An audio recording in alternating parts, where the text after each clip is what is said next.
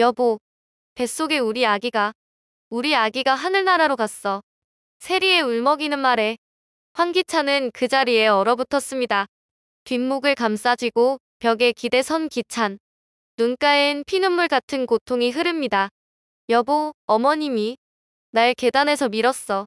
이불 빨래를 직접 하라고 하시더니 내가 늦게 움직인다고 2층에서 그냥 날 밀어버렸어. 승우 도움으로 병원에 갔지만 의사는 유산이라고 했어요. 제이는 입술이 파랗게 질린 채 힘겹게 말을 잇습니다. 숨이 끊어질 듯 가늘게 떨리는 목소리.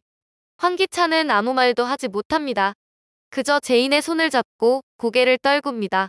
계단에서 굴러 다친 제인의 다리엔 하얀 붕대가 감겨 있고 팔에는 큰 멍이 들어 있습니다. 무릎 위에 얹은 손은 떨리고 조용히 흘리는 눈물만 흐릅니다. 그 모습을 바라보던 기찬.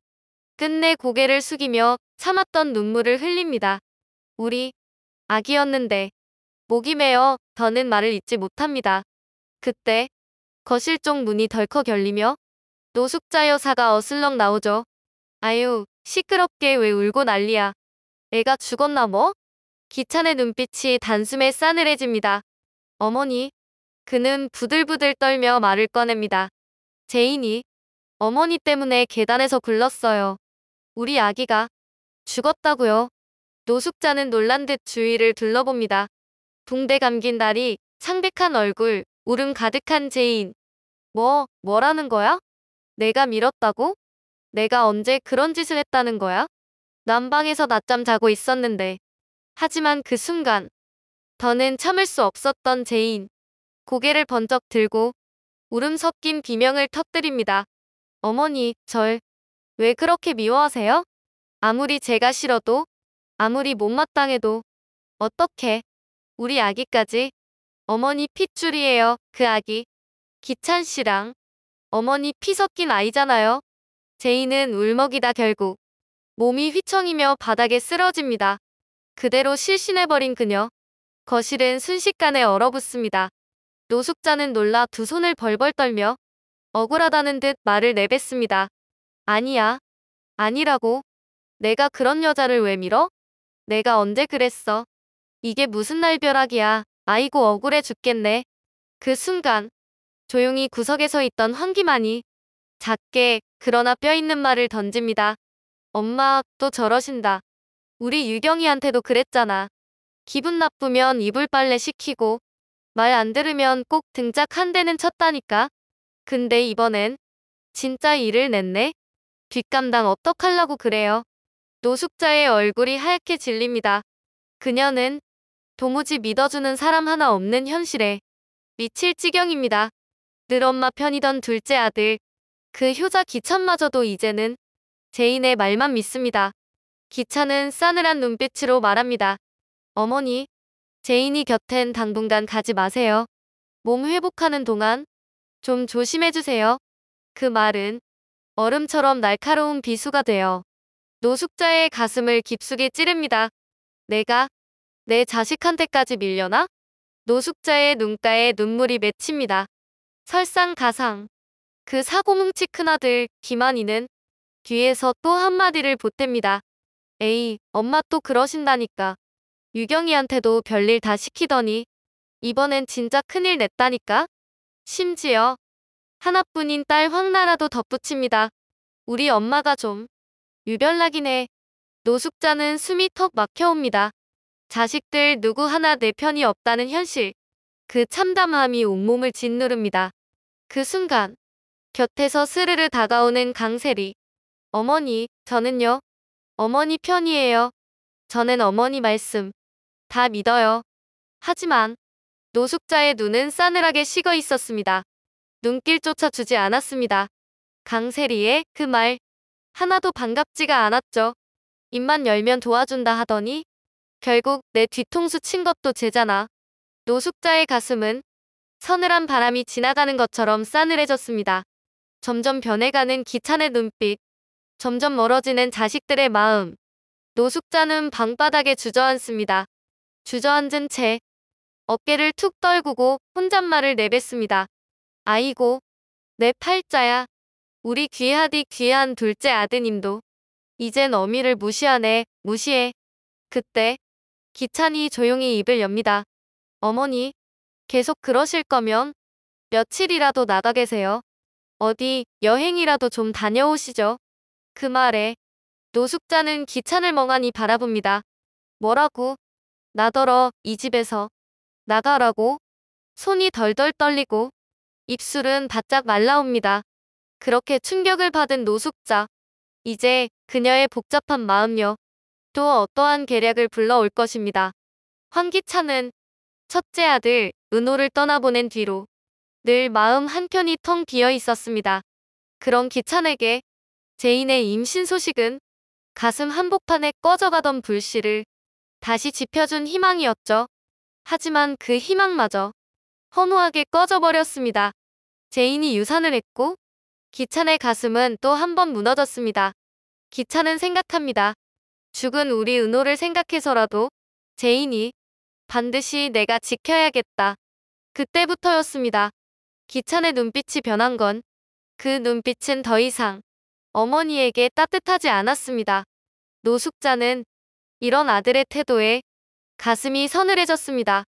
설마 정말 집에서도 쫓겨나는 건 아니겠지? 심장이 덜컥 내려앉습니다.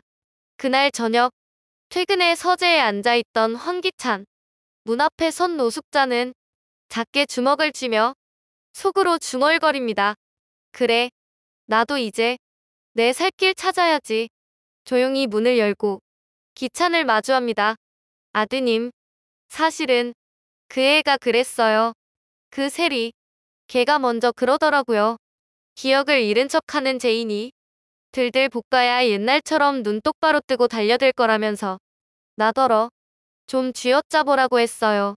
내가 그 말을 듣고 그랬네요. 그 말을 들은 황기찬. 눈빛이 차갑게 식어갑니다. 그리고는 조용히 일어나 세리를 불러오죠. 기찬의 목소리는 낮지만 살얼음처럼 서늘했습니다.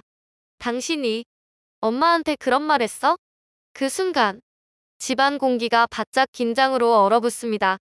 이제 거짓말 하나에 무너질 사람은 황기찬이 아니었습니다. 제인이 괴롭히라고 그래야 기억 찾는다고 그딴 말 했냐고. 황기찬의 분노는 이제 더는 눌러 담을 수 없는 수준까지 차올랐습니다.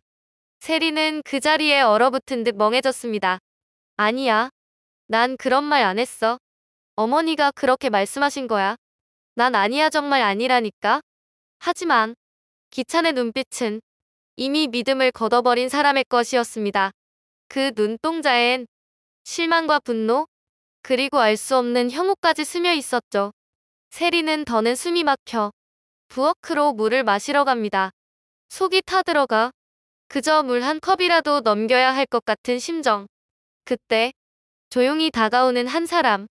황기만입니다. 재수씨. 기만이 은근한 미소를 머금고 말합니다. 재수씨도 참 겁이 없네요. 무슨 말씀이세요, 아주버님? 기만은 그 특유의 해벌쭉한 미소를 잃지 않은 채 말합니다. 지호 혈액형이 AB형이라던데요. 근데 기찬이도 O형, 재수씨도 O형이라면서요? 그럼 지호는 누구 아들인가요? 순간 세리의 손에서 컵이 떨어질 뻔합니다. 기만의 말은 그저 놀라운 질문이 아니라 그녀의 모든 비밀을 향한 칼날이었습니다. 지호가 기찬이 친자가 아니라는 거. 그건 내가 입만 열면 끝나는 일이에요. 기만의 입꼬리가 천천히 올라갑니다. 10억. 그 정도면 괜찮은 금액 아닌가요? 기찬이가 너무 충격받을까봐. 내가 그걸 감당 못할까봐. 입을 다물고 있으려는 거예요. 알죠? 세리는 속이 뒤집힐 듯합니다. 10억이라뇨? 아주버님, 그 돈 어디서 구하라고요? 하지만 속으론 이미 계산기를 두드리고 있었습니다. 지호 출생의 비밀이 들통나면 난 끝장이야. 10억? 비싸긴 해도 이 집에서 계속 살아남기 위한 비용이라면 지불할 수밖에 없지. 며칠 뒤 회사 사무실. 세리는 조용히 앉아 회계 자료를 들여다보며 결정합니다. 일단 5억, 나머지 5억은 어디서든 만들면 돼. 강세리는 대단지 아파트 리모델링건을 기회로 삼기로 결심합니다. 회사 공사 자금을 이용해 큰돈을 빼돌릴 계획을 세운 거죠. 며칠 뒤 회사 계좌로 들어온 공사비 일부가 조용히 세리의 개인 계좌로 옮겨졌습니다. 그날 밤 세리는 손이 떨리는 채로 김한에게 전화를 겁니다. 아주버님, 일단 5억은 준비됐어요. 나머지는 조금만 시간 주세요. 통화를 끊고 나서도 세리는 불안에 떨며 속으로 중얼이죠. 이러다 들키는 거 아니겠지. 제발 아무 일 없이 넘어가자. 하지만 하늘은 세리를 그냥 두지 않았습니다. 강재인이 복귀한 회사. 그 시선은 누구보다 날카로웠죠. 제인은 회계팀이 제출한 서류를 꼼꼼히 훑어보다 수상한 금액 흐름을 발견합니다. 이 금액, 계약서랑 너무 안 맞는데? 보고서를 되짚어본 제인. 결국 리베이트 흔적을 정확히 찾아냅니다. 세리가 공사업체와 짜고 회사 자금을 빼돌린 흔적. 그날 밤 강재인은 사무실 책상 앞에 앉아 노트북을 켭니다. 이대로 묻히게 둘 순 없지. 제보 메일 제목 YL그룹 디자인실 실장 수천만 원대 횡령 정황 제보. 내용 강세리 실장이 특정 인테리어 업체와 유착해 공사비 일부를 사적으로 유용한 정황이 포착되었습니다. 첨부된 자료에는 관련 계약서, 송금 내역, 내부 보고서가 포함되어 있습니다. 마우스 커서가 전송 버튼 위에 멈춥니다. 한참을 바라보던 제이는 숨을 들이쉰 뒤 전송 버튼을 눌렀습니다. 다음 날 아침 YL그룹 사무실은 그야말로 폭풍전야. 직원들의 휴대폰엔 속보 뉴스가 떠 있었습니다. 야, 이거 실장님 이름 아냐? 와, 기사 떴다. 터졌어, 완전. 속보. YL그룹 강세리 실장.